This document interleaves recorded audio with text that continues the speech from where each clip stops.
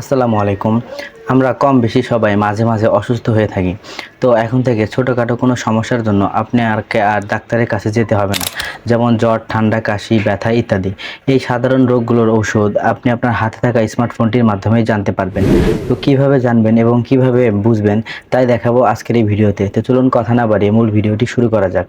আর মূল ভিডিওটি শুরুর পূর্বে অবশ্যই রিকোয়েস্ট থাকবে চ্যানেলটি সাবস্ক্রাইব করার এবং ফেসবুক পেজ থেকে ফলো দিয়ে রাখার।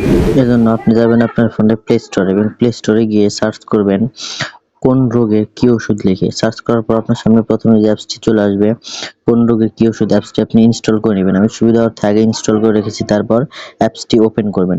ওপেন করার পর আপনার সামনে এটা অ্যাপসটির মূল ইন্টারফেস চলে আসবে এবং এখানে আপনি রোগগুলো দেখতে পারবেন।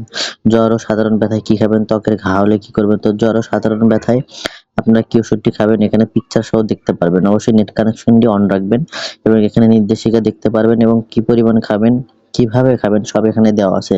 আর অবশ্যই আপনাদের এখানে লক্ষণীয় বিষয় মনে রাখতে হবে, এটা মূলত একটা সাধারণ আমাদের রোগগুলোর একটা ধারণা। কিন্তু আপনার যদি রোগ বড় হয় বা কোনো সমস্যা হয়, অবশ্যই আপনি একজন ডাক্তারের শরণাপন্ন হবেন। এটা জাস্ট আপনাদের বোঝার ক্ষেত্রে একটা ধারণা, মানে সাধারণ কোনো রোগের ক্ষেত্রে প্রাথমিক একটা ট্রিটমেন্ট বলতে পারেন। এখানে সব ধরনের রোগের ওষুধ আছে। গ্যাসের সমস্যায় কি ওষুধ খাবেন, কি পরিমাণ খাবেন সব এখানে দেওয়া আছে।